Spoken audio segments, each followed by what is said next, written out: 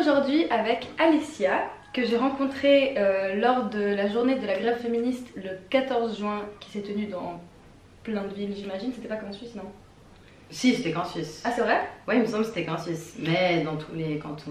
Ouais, bon, en gros, ça s'est passé dans un tas de villes différentes, en tout cas en Suisse. Et pour cette journée-là, j'avais été invitée pour faire un speech devant différentes personnes. Enfin bref, j'ai parlé un peu de ce qui me tenait à cœur ce jour-là. Et à cette occasion, j'ai rencontré Alicia qui était intervenue en fait avec sa maman lors de mon discours, parce qu'on parlait en fait de...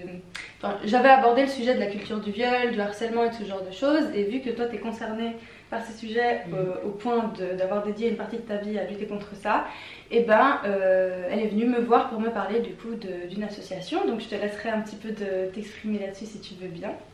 Donc je m'appelle Alicia, j'ai 19 ans et on est en train de mettre en place du coup une association contre le harcèlement sexuel à l'école. Et donc moi j'ai été victime justement de harcèlement scolaire pendant les 3 ans du cycle, pendant 2 ans à l'ECG et encore après quand j'ai même arrêté l'école quoi. Et ouais, voilà la brève présentation. Parfait. Et du coup, ça fait combien de temps que tu as créé ton assoce? Alors là, ça fait un an que... Ouais, ça va faire un an que je travaille dessus avec Madame Dupanloup qui est la responsable du bureau des égalités au DIP. Et elle sera officielle à partir du moment où on aura rempli les papiers, mais on a déjà du coup des interventions, parce que ça je sais pas si je t'ai dit, parce qu'elle m'a envoyé un message il y a 2 semaines je crois. On a déjà une intervention prévue en septembre dans un cycle, du coup je suis trop contente. Trop cool. Et voilà, après il y a juste une petite formation à faire pour intervenir dans les classes. Et puis voilà, on a déjà le compte Instagram et tout ça. On essaie déjà de se faire un peu connaître pour montrer que voilà, dès la rentrée, il y a des gens qui commencent. J'ai des filles qui m'ont envoyé des messages sur Insta, sur le compte Insta en me disant l'année prochaine je commence le CG, je suis du genre à mettre des tops courts, des shorts et je sais pas si je dois le faire parce que j'ai un peu peur des représailles et tout ça, et justement montrer déjà cet été qu'on est là et que pas seulement pour vous écouter mais aussi pour vous rencontrer, etc. Dès la rentrée, pas que ça arrive au milieu et qu'ils sont déjà au bout du rouleau. Donc montrer un soutien dès le premier jour en fait de cours, voilà, pour les personnes qui s'apprêtent à soit retourner dans un établissement dans lequel on était déjà, soit dans un nouveau, parce que c'est vrai que des fois on appréhende un peu ce moment. Ouais. D'ailleurs, du coup, comme tu l'as dit, toi tu parles, ton assoce elle est dédiée à la lutte contre le harcèlement sexuel, parce que c'est vrai qu'on parle énormément de harcèlement scolaire ces dernières années, du coup, ce qui est super et ce qui est hyper important. Mais toi tu apportes du coup une dimension un peu plus spécifique dans ta lutte, tu pourrais nous en dire plus? En fait, oui, il y a des choses justement contre le harcèlement scolaire, mais disons que le harcèlement scolaire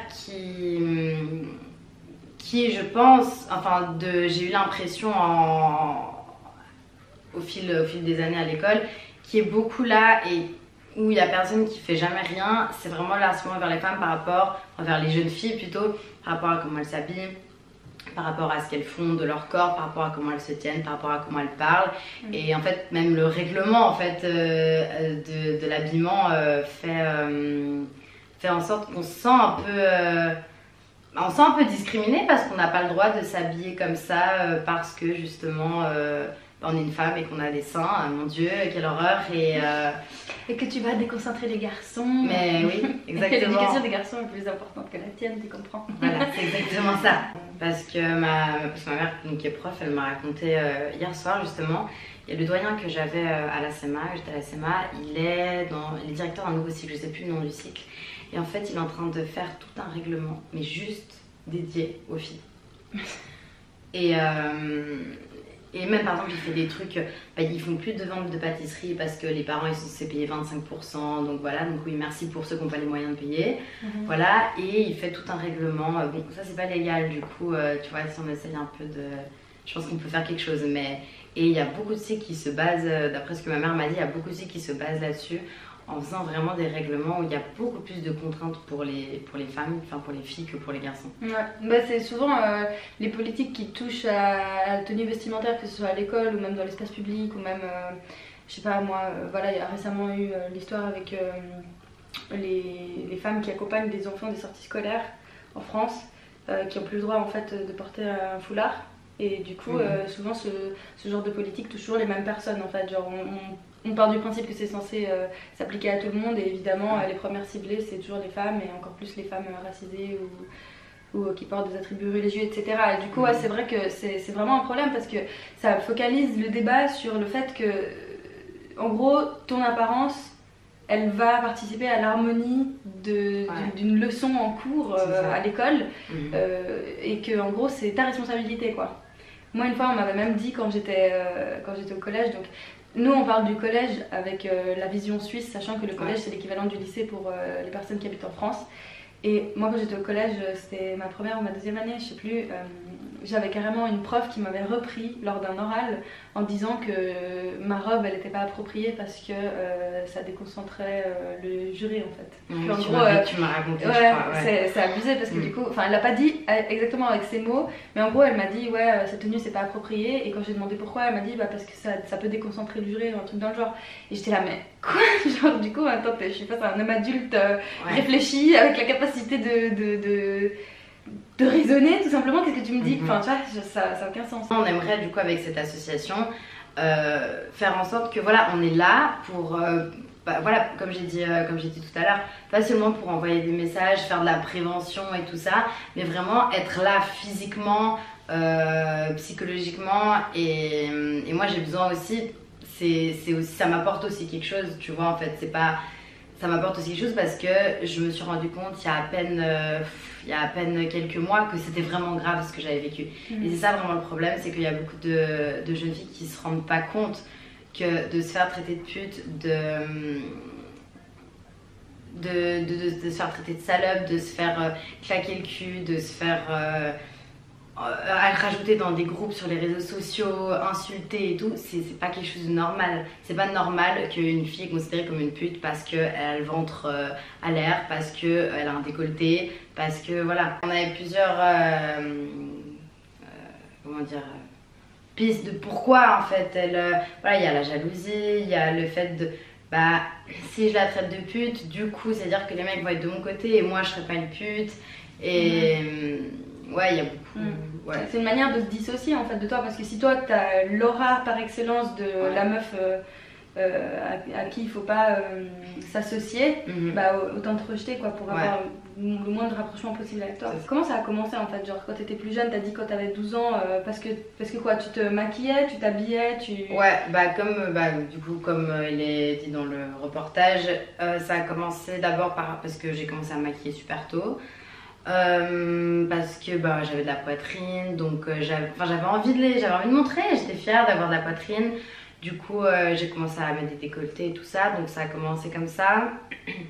Ensuite c'est par rapport à ma position, selon comment j'étais assise. Par exemple comme ça, je suis assise comme ça, je m'appuyais contre le bureau, là c'est là que je montrais mes fesses, tu vois. Ça, et ensuite en dernière année du cycle, là ça s'est empiré comme pas possible parce que j'ai mon premier copain avec qui j'ai couché et qui lui l'a répété à tout le monde, à toute l'école. Donc j'ai été mise dans des groupes WhatsApp avec je sais pas 8, 10 mecs qui m'insultaient.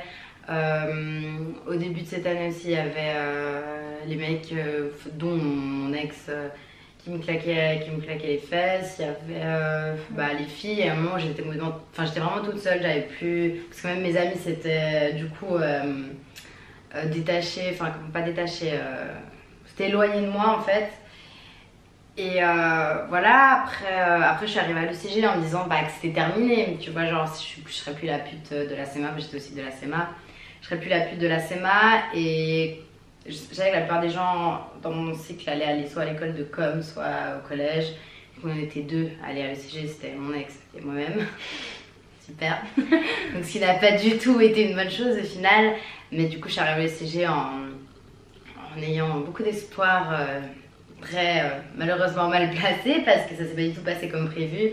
C'est-à-dire que mon ex en a parlé du coup à l'ECG et on disait que je couchais le lundi avec tel et le mardi avec l'autre. Et que c'était forcément pas bien. Évidemment. Et que ça faisait de toi quelqu'un de ça. Même si c'était le cas, en fait, ça aurait été inacceptable qu'on t'attaque comme ça quoi.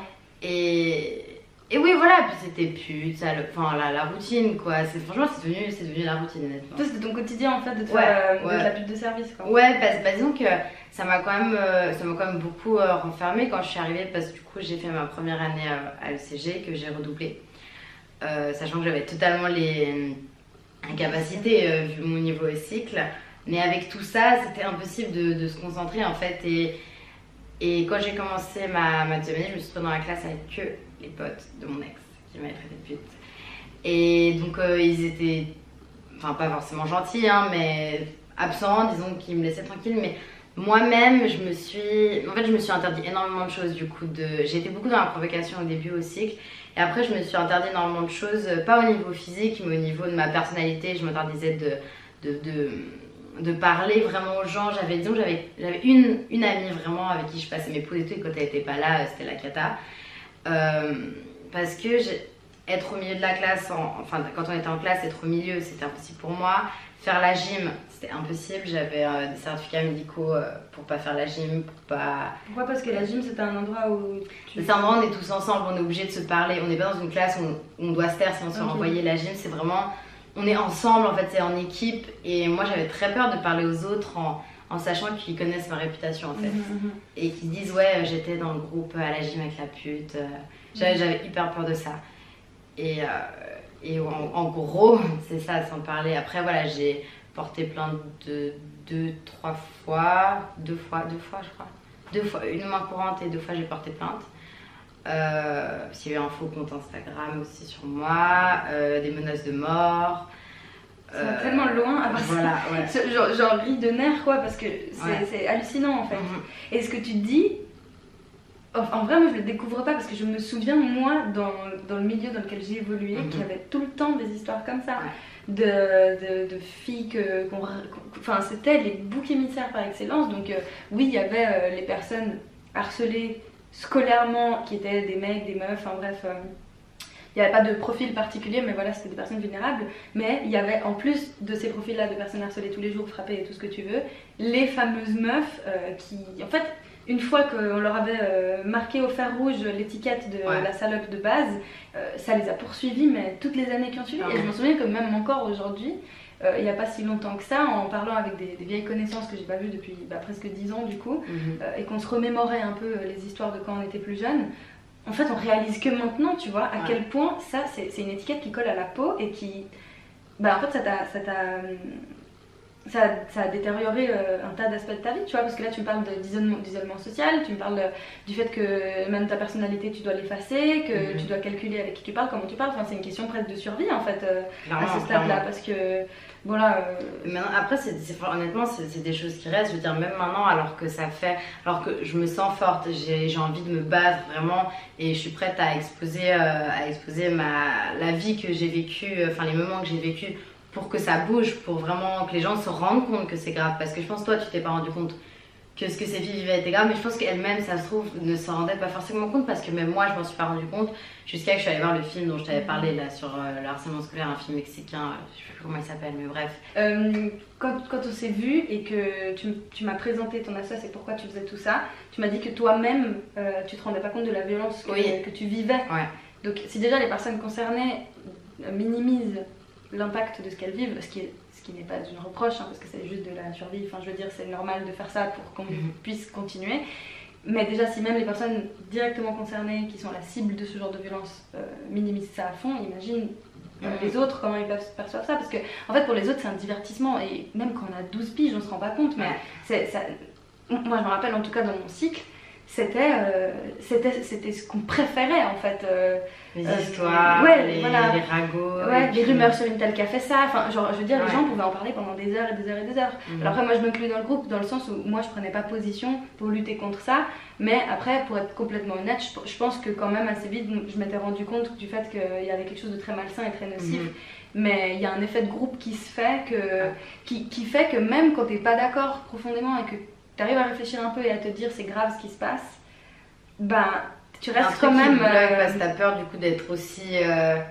T'as peur de passer dans l'autre camp. En fait, si je la défends, bah on va m'associer à elle et peut-être je fais la même cible. chose. Ouais, c'est ça. Et ça c'est hyper toxique en vrai, parce que Ouais. je pense que c'est, à mon avis, bon je suis pas experte, mais à mon avis c'est le pourquoi beaucoup de jeunes ne prennent pas position, ils ont juste peur de passer Ouais, clairement. d'un camp à l'autre tout simplement. Mhm. Toi, qu'est-ce qui aurait pu t'aider quand tu étais plus jeune? Parce que j'imagine que même si tu vivais ça au quotidien, bah, peut-être que c'était dur pour les personnes de ton entourage de s'en rendre compte, ou pas. Peut-être qu'en fait, il y avait des signes évidents qu'on a... Bah pas vraiment, je pense qu'il y a une sorte aussi, même si déjà on se rend pas compte, je pense qu'il y a une sorte de honte, un peu de se dire, bah si je dis ça à mes parents, ils vont dire que j'aurais pas dû faire ça, que j'aurais pas dû faire ci, ce qui est absolument pas l'état d'esprit de ma mère, mais quand c'est tes enfants, tu sauras jamais vraiment quoi dire en fait.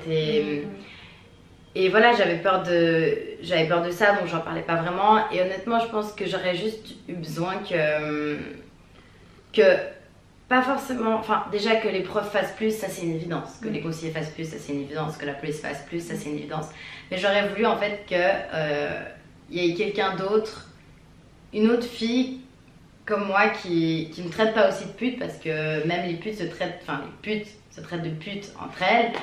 Et je pense que j'avais besoin de ça, que quelqu'un puisse comprendre vraiment ce que c'est, ce que j'ai vécu. Et c'est pour ça justement que cette association, elle a besoin d'être là. C'est parce qu'on a besoin d'avoir des personnes de notre âge, de notre génération, qui ont notre jargon, qui connaissent un peu voilà, les réseaux sociaux et qui savent vraiment ce que c'est... ce qui peut se passer sur les sociaux, parce que c'est vrai que la plupart des interventions de harcèlement, c'est des personnes de 50, 40, 50 ans qui peuvent moins se rendre compte. Et là, justement, le but, et que j'aurais eu besoin, je pense, enfin qui m'aurait fait du bien, je pense, c'est d'avoir quelqu'un qui me comprenne, qui a plus ou moins mon âge, qui est là un peu comme, voilà, comme soutien, comme on peut en parler, on peut échanger sur notre passé, comparer et trouver des solutions ensemble, quoi. Parce que c'est vraiment l'isolement en fait qui est insupportable à vivre. Ouais, l'isolement et je dirais le fait de se mettre des interdits, en fait, d'être pas soi-même, parce que moi je me suis jamais habillée comme les autres le voulaient et tout, mais comme je t'ai dit, la fille qui m'a parlé sur Instagram, qui m'a demandé des conseils parce qu'elle s'habille comme ça mais qu'elle sait pas vu qu'elle va rentrer à l'ECG et tout, bah, ça veut dire qu'elle va pas être elle-même d'un côté, parce que le suivi vestimentaire ça fait quand même beaucoup dans une personnalité, mine de rien, je pense. Et moi voilà, j'ai pas voulu, j'étais plus dans la provocation, mais d'autres n'en sont pas forcément capables, parce que je peux totalement comprendre. Et ça les limite beaucoup en fait dans l'expression de soi et la recherche tout simplement de ce qui nous correspond. Et en plus, ça s'arrête pas qu'aux vêtements, parce que comme tu as dit, ça passe par ta manière de parler, ta manière de te tenir, même la manière dont tu regardes peut-être les gens, enfin, genre, ça peut aller tellement loin que c'est tellement mauvais, en fait, c'est tellement nocif pour tout le monde. Et ce qui est ouf, c'est quand même de se dire que, parce que des fois, quand moi j'ai ce genre de conversation avec certaines personnes, elles disent oui, mais on vit en société, il faut s'adapter pour être harmonieux, tu vois. Le truc, c'est que moi, je veux bien que tu dises à quelqu'un ne tue pas, ne vole pas.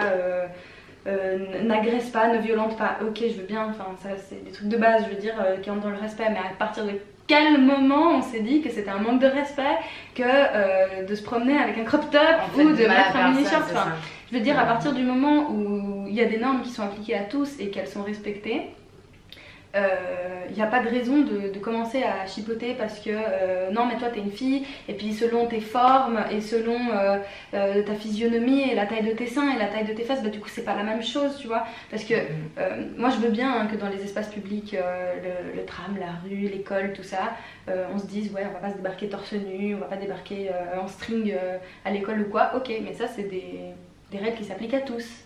C'est pas des règles qui non bah voilà, torse nu, voilà, je veux dire des mecs à vélo à torse nu, des femmes à torse nu, t'en vois pas. On est d'accord, moi je te parle vraiment des milieux où on applique ces règles à tout le monde, tu vois. Ça je veux bien, mais après ces règles ont toujours une déviance de on fait semblant que les règles elles s'appliquent à tout le monde alors qu'en fait les premières qui prennent c'est les meufs. La preuve en est, bah voilà, si tu prends l'exemple de la rue, des mecs qui sont en torse nu à vélo, ça pose problème à personne, une fille qui fait ça, ça va être la fin du monde, elle cherche à complètement désorganiser la société, puis tu te veux te faire voir, et puis si tu t'arrives un truc, tu l'as cherché, patati patata patata. Bref, mais dans tous les cas, il ne s'agit pas de dire qu'il faut jamais aucune règle et aucun accord pour qu'on puisse vivre tous ensemble comme il faut, mais du coup dans ce cas-là, faites les mêmes règles pour tout le monde. C'est ça, il y a des personnes qui mélangent beaucoup le fait, ouais c'est bon, c'est féministe, elle veut pouvoir se balader à poil et tout, c'est pas ça qu'on demande. On demande juste le respect de pouvoir s'habiller comme on le veut. On parle de s'habiller, pas d'être à poil, je veux dire. Mais ça n'a rien à voir, en plus, il n'y a pas d'être à poil, c'est être à poil. Enfin, genre, c'est pas porter un crop top ou voilà, c'est ça. Porter un short. Et le problème, c'est qu'il y a beaucoup de gens qui disent, du coup, que ce soit même pour le harcèlement de rue, parce que ça rentre aussi avec l'habillement et tout ça. Mais de toute manière, les hommes, on ne pourra jamais les changer. C'est à toi d'ouvrir ta gueule ou de t'habiller autrement. Alors je me disais, mais à quel moment est-ce que tu vas demander à une fille de 12 ans qui est de nature introvertie et timide, tu vas lui dire écoute maintenant il faut que tu ouvres ta gueule parce que sinon tu vas te faire agresser. Je veux dire, elle n'a pas changé sa personnalité pour un petit con qui sait pas se tenir à un moment et qui sait pas garder sa langue et sa queue dans sa poche et dans sa bouche, tu vois ce que je veux dire. Et il y a beaucoup de gens qui partent du principe que c'est plus à nous de s'adapter. Oui, c'est ça, constamment. Et ça revient à ce que tu dis. Ouais, parce qu'en fait, le jour de la grève, du coup, là où on s'est rencontrés, j'avais fait un speech sur que je vais faire en vidéo d'ailleurs. Enfin, je vais pas faire le speech, mais je vais parler de ce que j'ai dit ce jour-là. Où en fait j'étais fatiguée de vivre dans un monde où on nous demande constamment de devoir nous contrôler, nous adapter, nous devoir comme si en fait on portait sur les épaules l'harmonie sociale, tu vois, et que ça dépendait entièrement de nous s'il y avait de la criminalité ou des agressions ou des viols, ce genre de trucs, alors que penser ça c'est vraiment rendre fatal cette dimension violente qu'auraient les hommes cis, je précise, à être incapables en fait de pouvoir être respectueux. C'est comme si c'était, enfin c'est hyper méprisant quand ils pensent au fond pour les mecs parce que c'est comme si on te réduisait à l'état de pauvre machine incapable de se contrôler ou quoi que ce soit. Et enfin, je veux dire, mais à quel moment on se dit que c'est une bonne idée de dire ça? Mais donc concrètement, toi, t'as envie de faire des interventions dans les écoles. Ouais. Et qu'est-ce que tu as comme autre objectif avec ton association? Est-ce que tu veux créer un espace, faire des rencontres? Enfin, comment tu vois? Oui, j'aimerais faire, bien sûr, j'aimerais faire des rencontres, qu'on puisse vraiment... Après, moi j'ai envie d'être là à 100%, tu vois, et de pouvoir dire, bah, tu m'appelles maintenant, tu vas venir, je viens.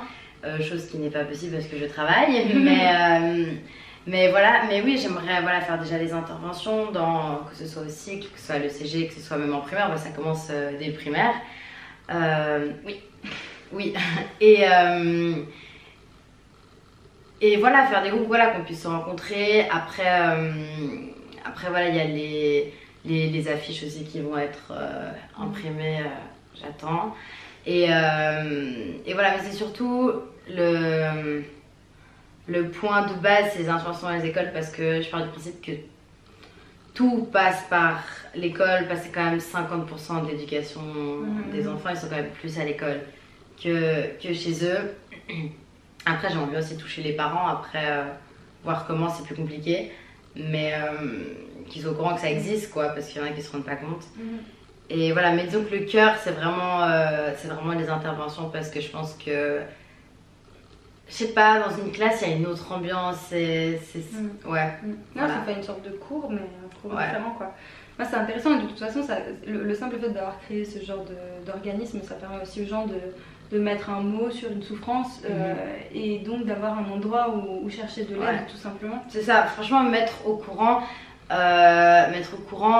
montrer que ça existe en fait. C'est ça, clairement le but concret de l'asso, c'est de montrer que ça existe, que c'est grave et qu'on est là évidemment. Mais du coup, voilà, d'avoir le plus, parce que les témoignages, il n'y en a pas tant que ça, parce que les gens se rendent pas compte que c'est grave. Même il y a, je sais pas, il y a un mois, 2 mois, ma copine elle me racontait qu'il y a une fille qu'elle connaît. Il y a un mec qui lui a pris son téléphone et il lui a dit ouais, si tu me suces pas, je te rends pas ton téléphone. Elle l'a sucé, elle le dit en rigolant, c'est comme si c'était complètement normal parce qu'elle se rend pas compte. C'est pendant que faire une fellation, c'est un acte anodin. Non, mais c'est surtout que tu devrais jamais le faire sous la contrainte et le oui, en chantage, plus. Mais ouais. C'est absurde. Et elle se rend pas compte. Et il y en a beaucoup qui qui se rendent pas compte. Ce qui serait super intéressant avec cette vidéo pour que ce soit pas juste une vidéo perdue sur YouTube et qu'elle se perde dans l'algorithme, ce serait cool que on puisse s'en servir pour recueillir des témoignages de personnes qui se sont reconnues, soit des personnes qui ont vécu cette violence et qui ont envie d'en parler pour juste donner de la matière à Alicia pour son association. Pour prouver y montrer dans les écoles, pour prouver que c'est quelque chose qui existe. Et... Parce que souvent on se dit que c'est... Il n'y a que vous, il n'y a que vous deux.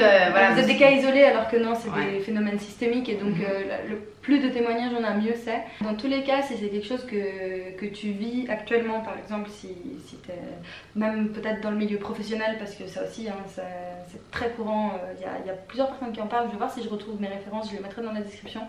Mais sache que si tu as un sentiment d'inconfort, d'insécurité, de malaise, que tu te sens pas à ta place là où tu es censé évoluer professionnellement ou scolairement, et que justement tu as des difficultés avec les autres individus, c'est pas normal. Ça devrait pas arriver, enfin, c'est des milieux où on est censé justement apprendre l'entraide, la solidarité, le soutien, la fraternité, la sororité, tout ce que tu veux, où on te dit oui, on est tous là, tu peux parler de tes problèmes et tout, alors que c'est souvent pas le cas. Donc sache que si tu te sens comme ça doit pas continuer, tout simplement. Fais comme Alicia, voilà. Indigne-toi. Mais tu peux nous envoyer un message du coup sur le compte Instagram donc, de l'association. Ouais, je mettrai le lien du compte dans la description qui s'appelle du coup 9 mars. 9 mars parce qu'il n'y a pas que le 8 mars qu'il faut lutter pour les droits des femmes. Exactement. Merveilleux, t'as vu, j'ai retenu la leçon. Ouais. En tout cas, merci beaucoup pour ce que tu fais. Merci à toi. C'est super, j'espère que du coup il y aura d'autres personnes qui vont se rassembler à toi pour faire quelque chose d'encore plus grand. Et voilà, j'espère que cette vidéo a plu, merci beaucoup, on se retrouve bientôt, bye bye.